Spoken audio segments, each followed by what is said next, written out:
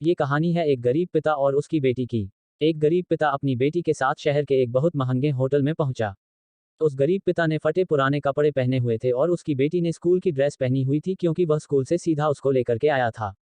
जब वो दोनों होटल के अंदर पहुंचे तो वेटर ने पूछा, सर आप क्या खाना पसंद करेंगे, अपना ऑर्डर बता दीजिए।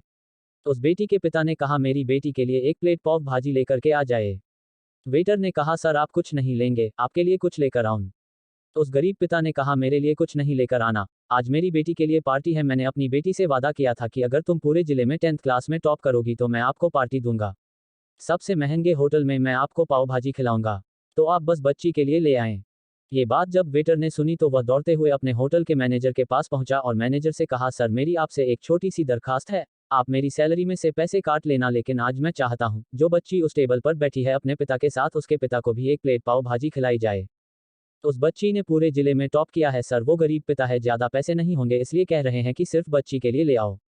तो सर मैं चाहता हूं कि मेरी तरफ से उन्हें भी पाव भाजी खिलाई जाए।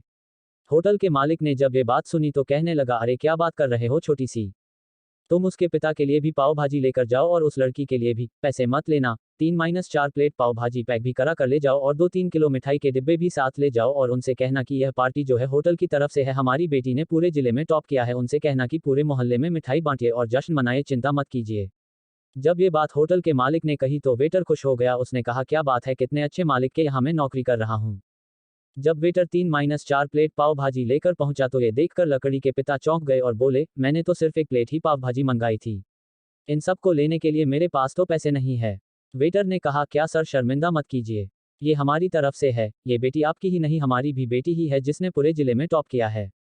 यह मिठाई के डिब्बे और 3-4 प्लेट पाव भाजी पैक कर दी है, आप इन्हें लेकर के जाए और जश्न मनाए। पिता और पुत्री खुश होकर वहां से चले गए। कई साल इस बात को बीत गए और उस बेटी ने इतने साल कड़ी मेहनत की और यूपीएससी की तैयारी करके कलेक्टर बन गई।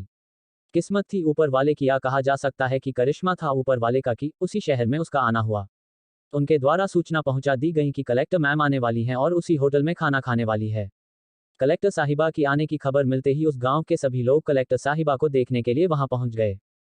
किसी को इस बात का बिल्कुल भी अंदाजा नहीं था कि ये वही पिता और बेटी हैं। जब कलेक्टर साहिबा अपने पिता के साथ होटल में पहुंची तो उन्होंने होटल के मालिक से कहा कि क्या आपने हमें पहचाना, हम वही पिता पुत्री हैं जो मेरे 10th क्लास में टॉप करने पर आपने हमें पार्टी दी थी। हम वही पिता पुत्री आज फिर से आए हैं, आज आपको और आपके पूरे स्टाफ को और पूरे गांव को पार्टी देने के लिए।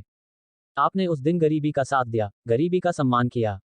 आपने उस दिन जो हमें पार्टी दी उसने मुझे बताया कि मुझे कितनी और ऊंचाई तक पहुंचना है और मुझे मेरी मंजिल तक पहुंचना है।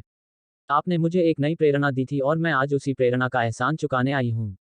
कलेक्टर मैडम अपने मन की बात कहती जा रही थी और उनकी आंखों से आंसू बहते जा रहे थे। होटल का मालिक और वेटर दोनों हाथ जोड़कर खड़े थे और कह रहे थे, क्या बात है, ऊपर वाले का आशीर्वाद है।